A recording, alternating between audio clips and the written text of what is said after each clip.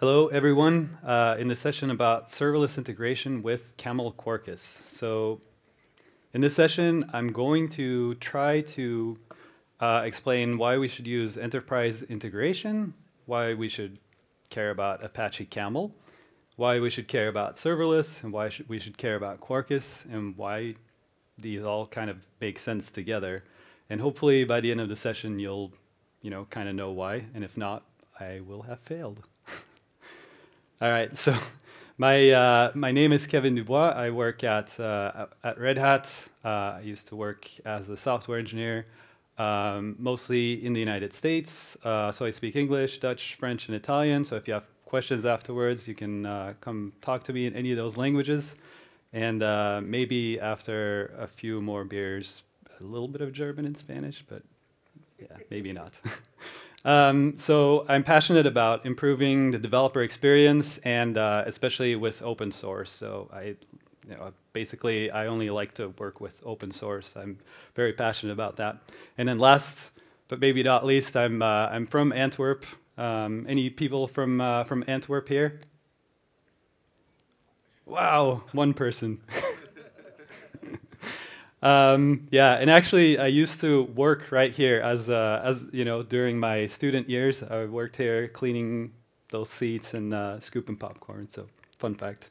Anyway, so let's jump in and see what enterprise integration is about. I think most of you probably know kind of what it's about. So it can be as simple as kind of solving a micro problem, transforming XML to JSON, right? You get a SOAP request and you want to transform that. That's an integration problem.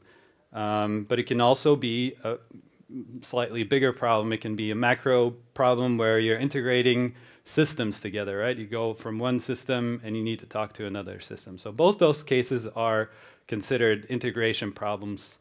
And there's good integration and there's not so great integration. And so what usually happens is if we need to, let's say, for example, we want to use Twitter, we want to get some data out of Twitter. The first thing we think of is like, okay, I'm going to read the API of Twitter and I'm going to see, how do I do this, and then kind of figure it out, and then it'll probably work. But then you need to maintain it, and the Twitter API is going to change, and then your code might change, and so you need to keep constantly up to date, and then you're not using maybe the right standards, so you leave the company, somebody else has to maintain this, and then they don't know what's going on. So ideally, if we can use standardized and reusable components where somebody has documentation, can figure out what's going on, that's a little more ideal, right? So that's where the example of the Lego blocks show that you have reusable components, really easy, and somebody can figure it out because there's a little booklet usually that comes with your Lego to rebuild it. But it's mainly about not reinventing the wheel. We don't, there's no sense in doing something that's already been done. If we can just use what's been done, it makes a lot more sense. So don't reinvent the wheel, except maybe if you're this guy, maybe that's debatable, even though he doesn't seem to be going that fast. So, and so that brings us to the Apache Camel project. So Apache Camel is considered like the Swiss knife of integration. So the Swiss knives with you get like a little screwdriver and different kind of knives, and so you get different tools for different jobs, but it's fairly straightforward, simple components that you can use. And so the Apache Camel is kind of considered to be that for integration. So it's based on patterns. So if you know the book Enterprise Integration Patterns, it's very much based on that book. So it's very, like you reusing patterns that have been tried and true for many years, because that book has been around for quite a while. So Apache Camel has, I think, over 350 components that you can use, for example, a Twitter component or an AWS S3 component or a database component or messaging, Kafka, or whatever. I mean, it has a whole bunch of components that you can just use instead of trying to figure out those APIs. It uses lightweight runtime. So today, of course, since the title of the session is about Camel Quarkus, we're going to look at the Quarkus implementation of that. There's also a Camel Spring Boot. You can also run it natively on the cloud with Camel K. But today, our focus is going to be on Camel Quarkus. And it also supports different data formats, obviously, like JSON and XML and stuff like that. So the idea of Camel is, or the concept is that you have this route. And so the route is the definition of, you have a source that, you get data from somewhere or you plug into some system and then you do something with that data typically, and then you send it on to something else. So that's the integration piece, and that's, what Camel is all about. So just to give you an idea of the components that Camel supports, so if you go to the Camel website, camel.apache.org, you can see there's core components, and then there's all sorts of different components that you can use out of the box. And I could keep scrolling for a while, but let's not do that. Instead, let's go back to the slides. So a couple more things about Apache Camel. So it uses a very simple, self-explained domain-specific language. So you can see an example there. You have from a Kafka topic to a gRPC endpoint, and that's it. That's a Camel route. They can, of course, be a little more complicated than that, but that's the idea. It has a reactive routing engine in the back, so that's also nice. You don't have to be an expert in reactive programming to get some of the benefits of that. And it has plugins for your IDEs for IntelliJ code, VS Code, and stuff like that. So the Apache Camel community itself has been around for a while. The project, I think, is about 15 years old.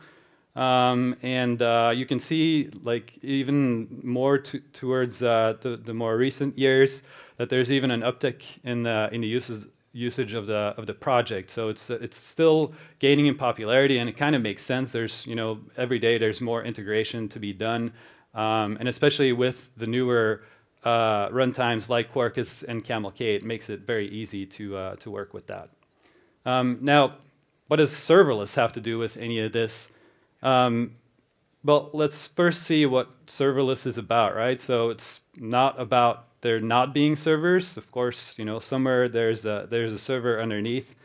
But the CNCF defines it as something for running applications that don't require server management. It's kind of a deployment model to be executed, scaled, and then build kind of on demand. So basically, to scale up and down fast. Or at least, that's the core idea of serverless. So there's many kind of implementations of serverless. You have very specific versions for cloud providers. They have their AWS Lambdas and the Azure functions. But actually, serverless is more than just functions as a service. You can do serverless with, for example, containers. And that's where Knative is a really cool project, because it leverages Kubernetes and makes it a little more, let's say, serverless.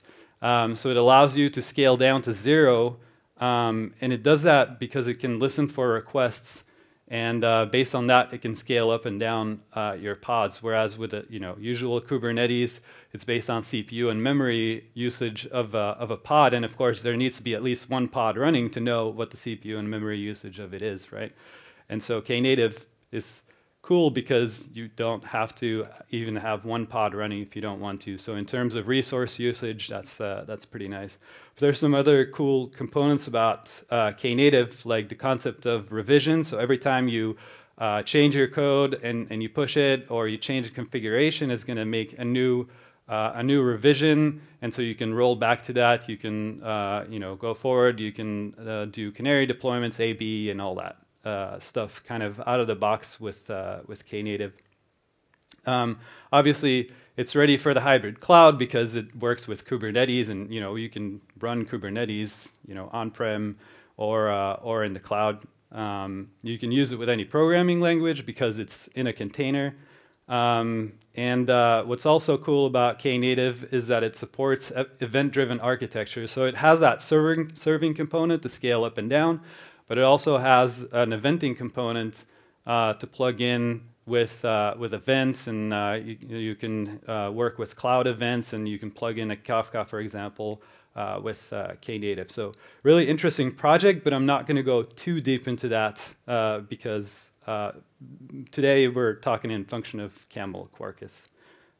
Just to kind of give you an idea of the operational benefits of serverless, on the left side you see how in a typical environment, whether it's on Kubernetes or not, you need to reserve a certain amount of resources in case you get like a bunch of traffic, right? Maybe your company was in the news and everybody's researching you, or there's a batch process that runs once a night and needs to process a bunch of stuff. So you need to basically have resources running to be able to handle that. And then you still kind of run into the possibility of being under-provisioned, where you have too many requests and you can't handle them and you can't scale fast enough to be able to handle them. And then, yeah, that's not good, of course. And that kind of the idea of serverless is that you can scale up and down really nicely based on the actual requests that are coming in at that time. And then, you're either not using extra resources in paying your cloud bills, or even on your local machine, you're not using electricity. You don't have to use too many resources, and you can share those machines with maybe other workloads. So it's kind of handy for that too. So when it comes to the serverless part, you need something that can follow. In terms of programming language, you need something that can follow, right? I mean, if you're going to scale up fast, you need to have applications that start up fast. And now, of course, traditional Java is not necessarily built to start up fast. It's built for throughput. It's designed to be long-running, has rich dynamic behavior, built for mutable systems. But actually, for containers, that doesn't quite make sense, right? You need something that is primarily immutable. You need something that starts up fast, especially for serverless, where if I'm making a request to something that's not running and scaling up from 0 pods, that needs to start up fast, right? And so traditional Java, at least in my experience, it doesn't start in milliseconds. So, and yeah, when you can't scale fast enough, you kind of, have some issues. And then you can see here, I mean, this is a little old, it's from 2018, but you can see the serverless adoption for Java is fairly limited. And I mean, that makes sense, right? Because it needs to stay warm, it can't scale up just as fast as a Node.js or a Python. And so our friend Duke here is not very happy. He's like, what about our existing Java skills and expertise? Like, we have all this expertise. How can we leverage Java to still do that? And that's where, of course, Quarkus comes into play. Who's heard of Quarkus? I was hoping that most people would stick up their hand. Who works with Quarkus right now? Nice, okay. So about half, maybe a little less than half. That's pretty good. Anyway, for those who don't know, so Quarkus is supersonic because it's really fast. It starts up fast. Subatomic because it's really small, and of course it's Java. So our friend Duke here, he's very happy with that. So Quarkus is a Java stack that's based on Java standards. It tries to move as much as possible to the build phase and tries to minimize the runtime dependencies and maximizing dead code elimination. And then with that, it can really optimize your startup time and your memory usage and the size of your application and all that. What's nice about Quarkus, of course not unique, you can do native builds with other stacks too, but the thing with Quarkus is that you can do it basically without even knowing anything about how to do native builds, or I don't even have to have GraalVM running on my local machine. It kind of comes, you know, out of the box. What's really my favorite part about Quarkus is that it brings developer joy. It's a really fun stack to work with in terms of developer experience. So, you know, in our demo, I'll try to show that off a little bit. So, you know, just an example of the resources that Quarkus uses. So, a traditional cloud native stack that we rewrote in Quarkus. So, it used 136 megs of memory, and then with Quarkus, which you can run on a JVM, you don't have to do a native build, and that has some advantages too. So it doesn't need to be a native, but you can already see the savings in terms of memory and startup time. And then if you do a native build, of course, then it's going to be even faster. So in terms of the developer joy for Quarkus, has live reloading, which is pretty cool for Java, right? You can just change some code, you save it, and it automatically reloads. So you don't need to recompile, redeploy every time. It does that kind of automatically. You can do continuous testing. If I'm working on a unit test, I just need to keep making my changes, and it's going to automatically reload my tests. So I get immediate feedback. I don't need to stop and start anything, which is nice. Like I said, it has the no hassle native executable generation. So you know, I'll show that it's really easy, and then it has some really interesting developer friendly features like dev services, where, you know, like for example, you're working on an application that uses a Kafka and a database, and so now you have to figure out how to install a Kafka on your local machine if you want to test it locally, and you have to install a database and configure it and stuff like that. And actually with Quarkus, you don't have to do that. It just if it figures out that, hey, you're using Kafka for this application and you don't have one running on your local machine, so let's just start one up. Let's pull down a container and run it, and you don't have to worry about it. So that's fun too. So now, what does Quarkus and Camel have to do with each other? You know, Camel uses Quarkus underneath as its extension, and it basically provides Camel extensions for Quarkus. So if you go to code.quarkus.io, and you know, we can do it right here, and that's not the link. Go back. So if we click on the link, click on the link. So if you go to code.quarkus.io, you can basically, I mean, for those who are more familiar with Spring, it's kind of the same thing, right? You have a starter way of building your application, and then you can you know, choose your extensions that you want to use to get started, and then you can generate an application and get started. There's also plugins for example, in VS Code, where you can do that same thing right from the IDE. But what I wanted to show here is the Camel extensions for Quarkus. So you can see here, I filtered by Camel, and we can see there's 217 different components of Camel that have been written for Quarkus. So that's pretty nice. I'll go back to slideshow mode. All right, so I guess we're at our demo. So basically, this is what I'm gonna show. I'm not a front-end developer. I tried my best here. So I'm just and please, if you can grab your phone, that would be great, because you're all gonna be voting in a little bit. So don't get them ready just yet, because first I'm gonna show you how we can develop in dev mode. But afterwards, I'm going to let you guys vote, and then we'll see who wins, and I'll provide you with the link then. All right. So here's my application, and actually maybe I'll show some more slides first that show it a little bit better. so this is the idea of this demo. So it's there's a few moving pieces, so I'll do it piece by piece. So first off, there's a UI. You can see it on the left side there that shows the results of our votes. We have a database on the other side, and then in the middle we have a Camel route, and it's really kind of simple, right?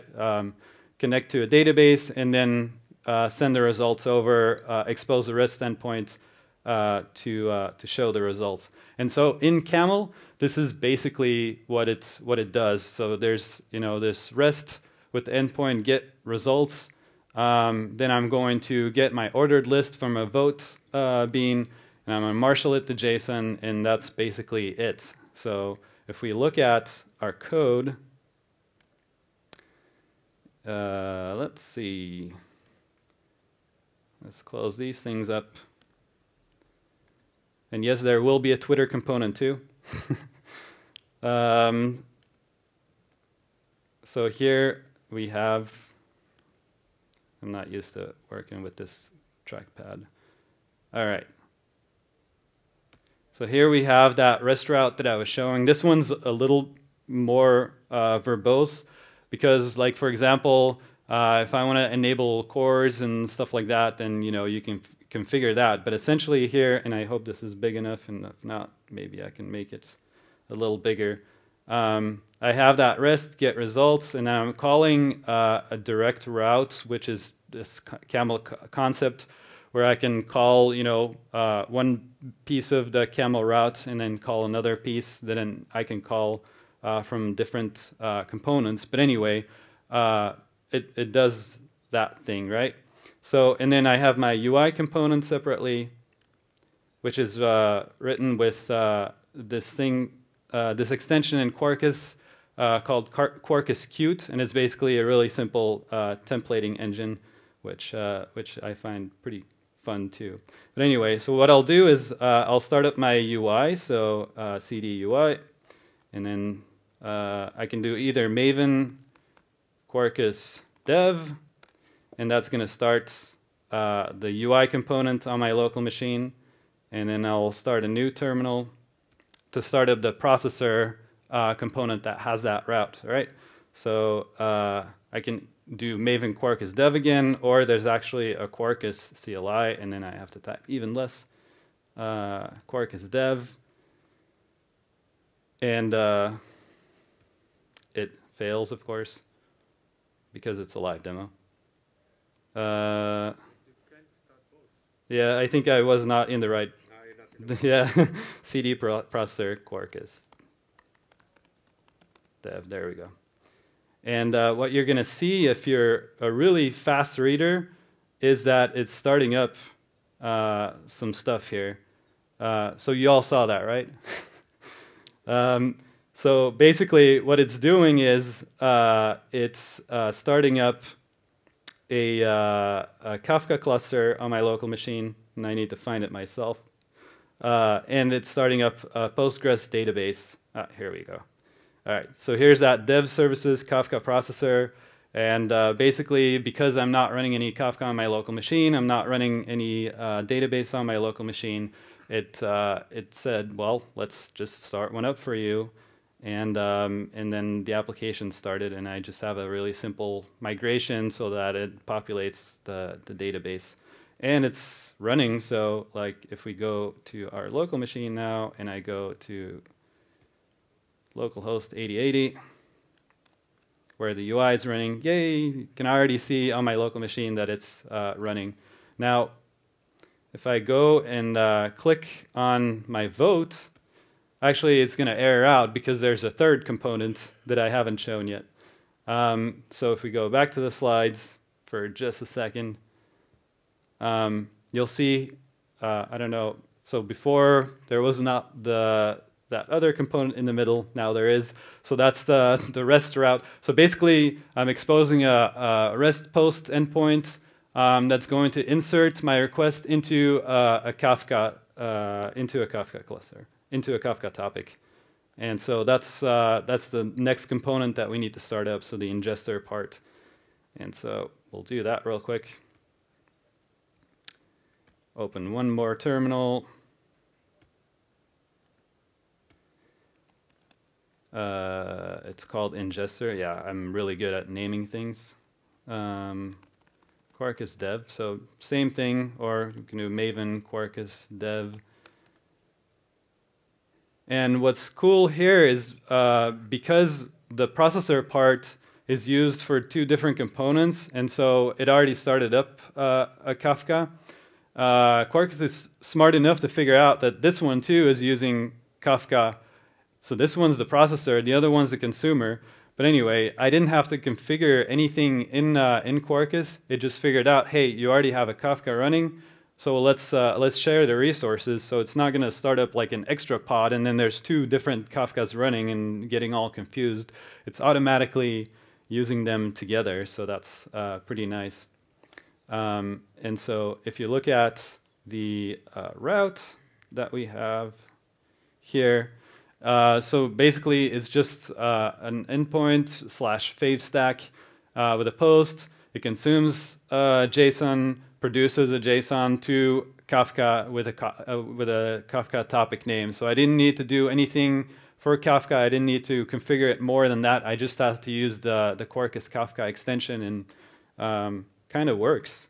So if we go back to our application that we're running on our local machine, if I vote now, and I don't want to make anybody mad, so I'll just vote for other, you can see, yep, my vote was cast, and so now the UI is responding, and it's flowing through the Kafka topic that's running on my local machine, just kind of for free. Oop. No, Postman, we don't want you to start it. And so we can see here, you know, kind of in my logs that that messages are flowing through, and you know, that's kind of the nice thing with the live mode too, is, you know, if you want to add more logs or something, it's just going to reload it automatically. This is I believe in the processor part. Oops, need to put it in quotes. Not too many quotes. All right, and so this was my processor, so it probably errored out before, right? Because it said, no, that's not the right syntax, and then it just reloaded itself. And then now the logs are coming through, and I can see all that stuff. So I can very quickly work with my code, just like that. Now, there's another cool part about Quarkus. And that's like, for example, if I go to localhost 8082 where that processor is running, and I do /q/dev, because I'm running in dev mode, Quarkus starts up this dev UI, and I'll try to make it a little bigger. And basically gives us a whole bunch of information that we can use during our development. So it can tell me, you know, what the build steps it uses and stuff like that. But it has this config editor, so I can change my configuration, my application properties kind of with a UI, and actually not just what's in my application properties, but a whole bunch of other properties that I could possibly configure. So that makes it pretty nice to work with that. But that's not all. It also has the dev services that we're using. So here you can see the Kafka that it started up, with the URL for it, the Postgres database with the information that it used by default. And here also, and this is really new, right? It's I think it was released last week or 2 weeks before. Is the client, the Kafka client UI, where you can see what topics are in there, and even the messages that are going into your Kafka topic. So if I make another vote here, I'm just going to click at random, not to make anybody mad.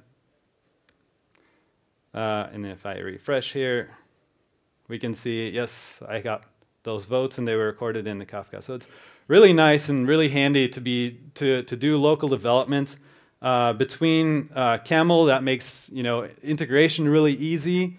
And Quarkus with its live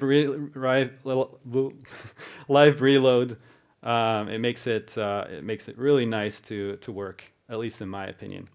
So then I have yet another component. But before we do that, I'm going to go back to my slides, which have disappeared. So I think it started another tab. All right.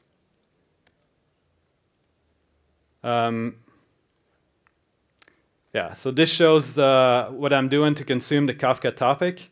So it's basically the same thing, right? Before we had two Kafka topic, and here it's from Kafka topic. And I get the results from that Kafka topic. I unmarshal it to you know, like a class that I've made, a response class, and then I'm updating the database accordingly. So you know, again, very simple stuff. And I'll share the GitHub so you can see that it's for real. I'll take questions at the end if that's okay.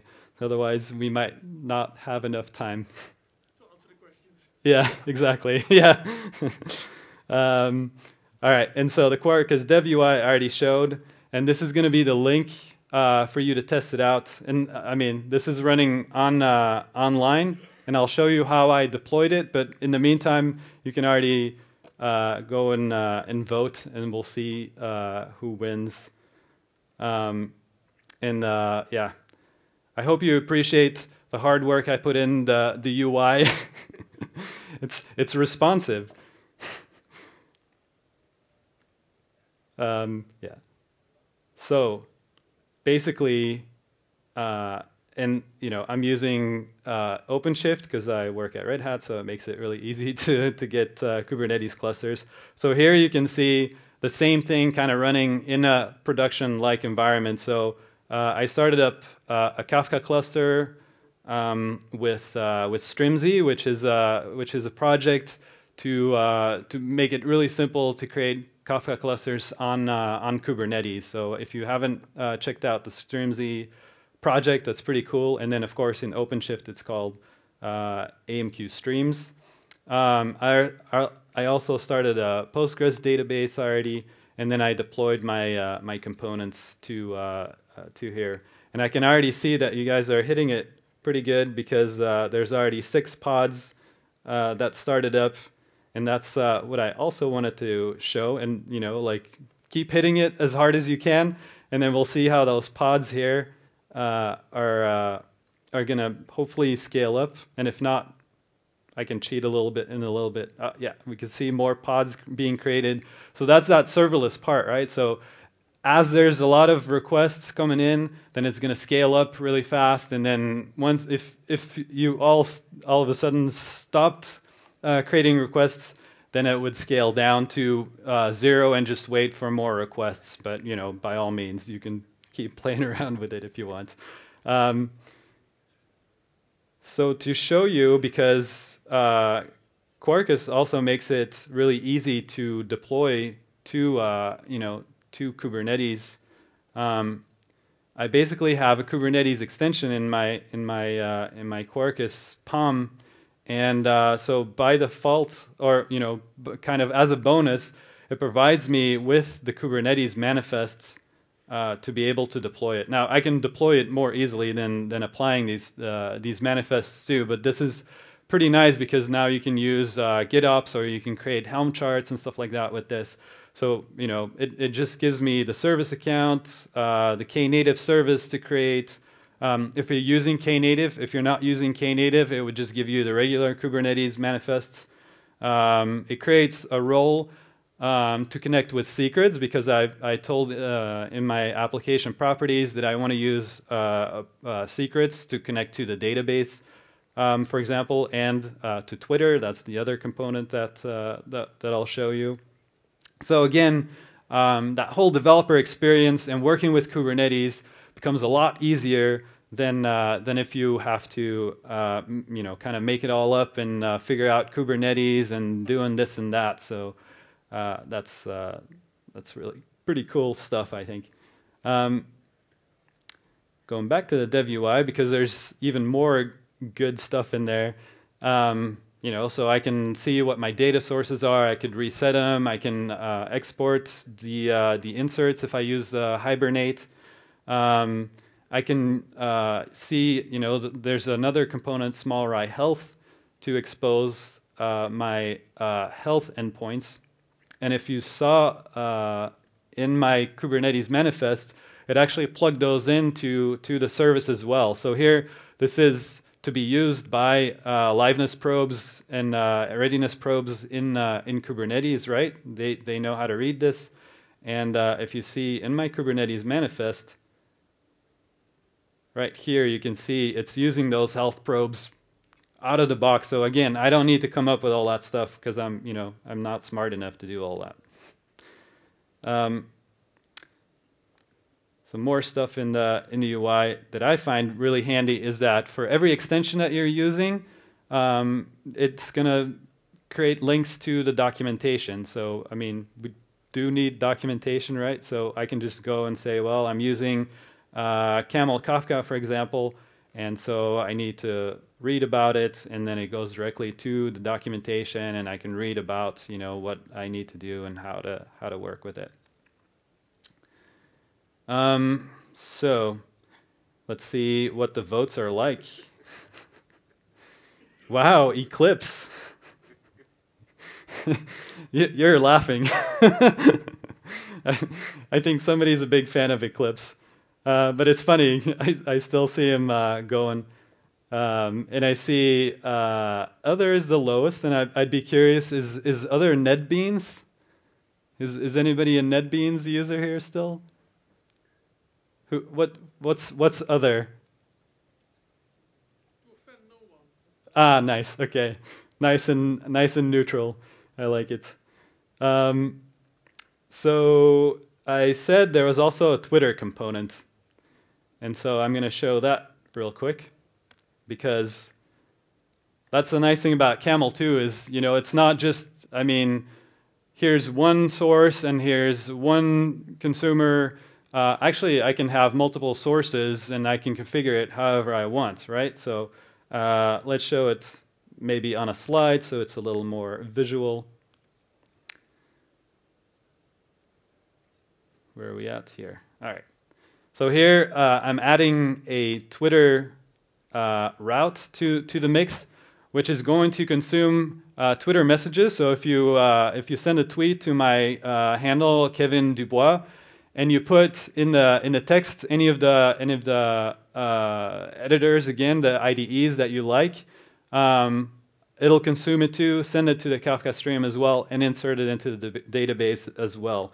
So I've already deployed this, and so we can look at the logs in our cluster. Not very handy with my trackpad here. So here's our cluster, and here's our Twitter component. And if I go look at the logs,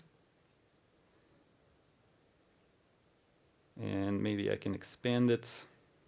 All right. So basically, I'm just monitoring Twitter, and every time somebody tweets to me, and they add, whatever editor they're using, it'll add it to the mix as well. So we can see here that Sebastien here tweeted, and he said "You rock," and so does VS Code. So that's a vote for VS Code. Maybe I can make it a little bigger because I have to look hard too. And we're gonna look here, and then Peter likes OpenShift dev spaces.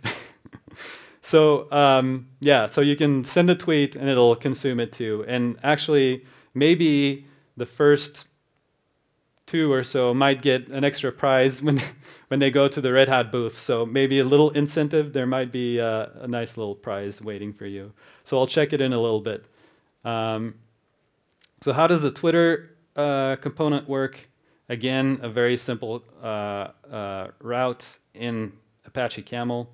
So if we look at Java Twitter route, so basically here is what we have. So I have a search term config property, which with the default as at Kevin Dubois. So I can override that in a config map or in the application properties, but I don't think I have. But in this case, right, so from Twitter search with that search term, and then that's all I have to do to work with Twitter. So I don't need to know the API. I don't need to know anything about how to do it. And then I can process that tweet, and then you know, see, well, if it's like IntelliJ, then I'm going to send a JSON string with, of course, with the short name IntelliJ, and so on and so forth. And then, of course, send it to Kafka, because we're sending everything to Kafka. And then at the end, there's just a really simple processor that's going to process the data in its own time, so that component doesn't need to scale, right? It's just a component that's ingesting all the data that needs to scale really fast and do its work. So I see that Peter has also tweeted, but I don't see anybody else. So I guess no prizes for everyone. I'll check it in a little bit. I'll give you guys some more time.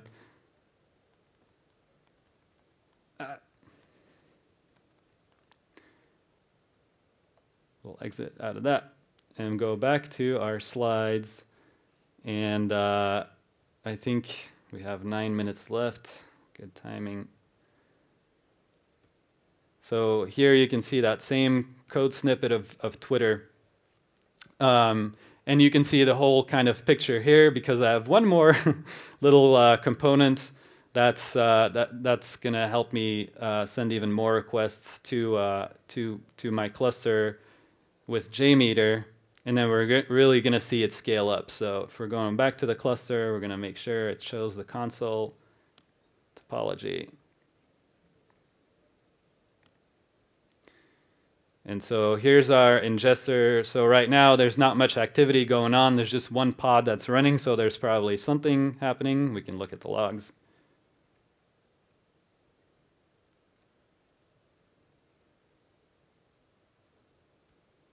Yeah, there's just some a little bit of stuff going on.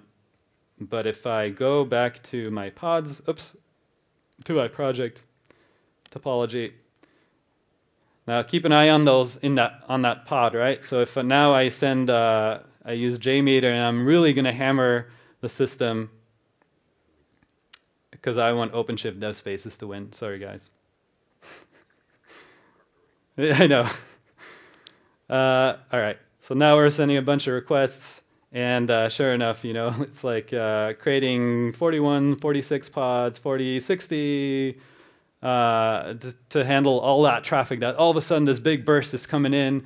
It's going to handle all that traffic, throw it on the Kafka topic, and then on the other side you can see that processor part is just running on its one pod, and it's happy because it's just like consuming the messages as it goes, and you know, it's pretty happy with that. And then you know, if we go to our votes here, we're going to see, you know, that OpenShift dev spaces here has already 10,000 votes. So I think OpenShift dev spaces is winning. So, you know, if somebody feels like they can make a VS Code work or win still, I think it's pretty close. So it's possible. Or that's a lot of tweets if you want to do it by tweet. But anyway, so going back to the slide, and then I'll check the Twitter log in just a little bit, and we'll see if anybody dared to send a Twitter or a tweet.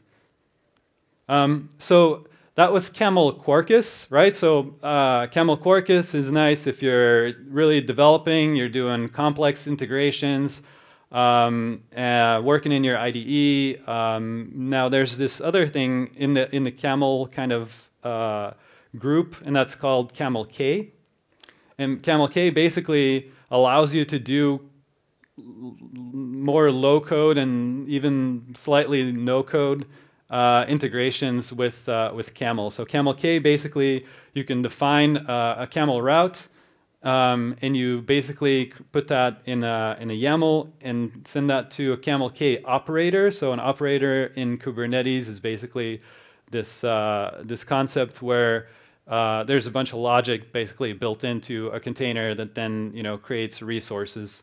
And so, for example, this Camel K operator, if I, you know, have this little snippet of, in this case, YAML, but it could be, could even be Java, If you do camel with a K, run, and then that file that you've saved, then it's going to push it to the cluster, and it's going to automatically configure the scaling of it and deploy it, and you don't need to do anything more than that. So that's really kind of the serverless spirit, kind of functions as a service, Camel as a service, if you will.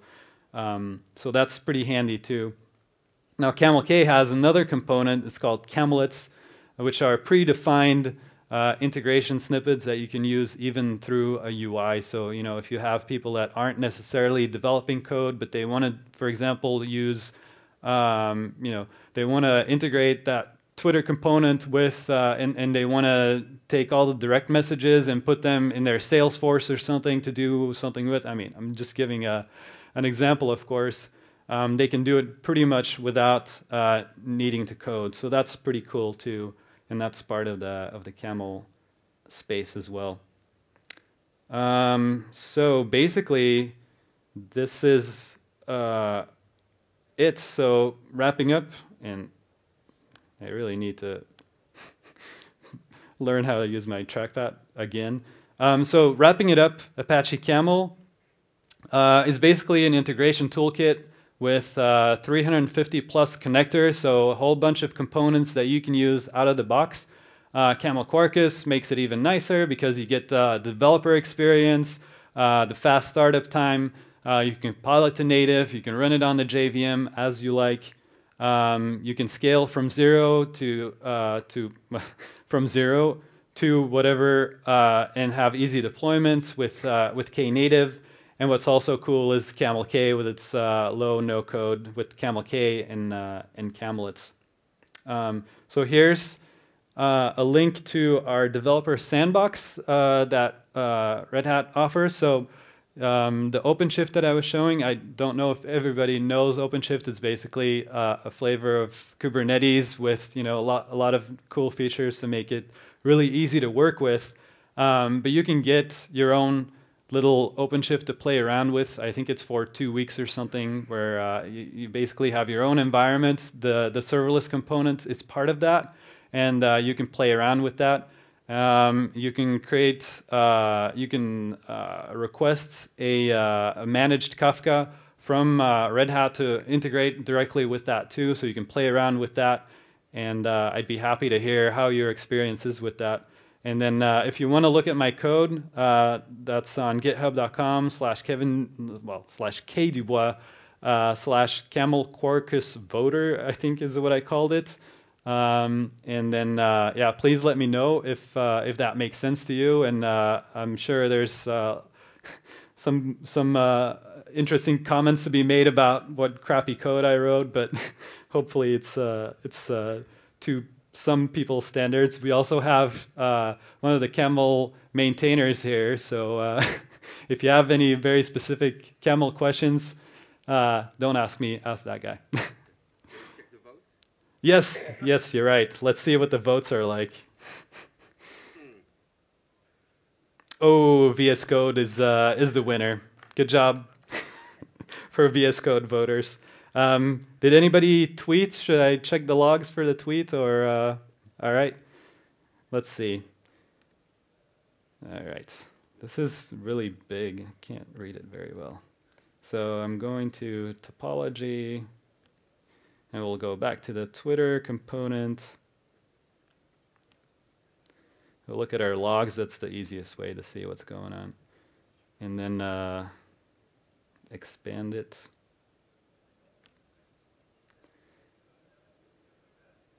All right, so we have Mr. Markvard, who was the first one, who says IntelliJ is still the best IDE even though you cheat using your load tester.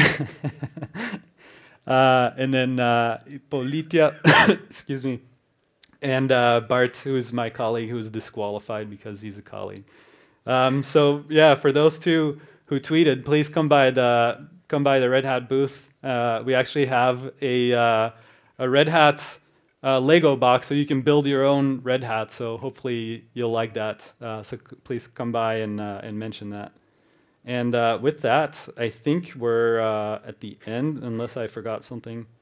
I just wanted to mention, because I didn't scale up the processor part, right? I just like consume the Kafka messages at its own time. But actually, you can configure it to scale up, based on the throughput, based on the metrics, certain Kubernetes metrics, how to scale it up and down. And so Daniel tomorrow is going to talk about how to do that with Kata and scale even more flexibly. So yeah, go to his session if you have time tomorrow. And I think that's it. And my time is up, so that's the end. Thank you. And I'll be in the meet and greet area. So if you have questions, I think you had some questions. So please come and we'll talk.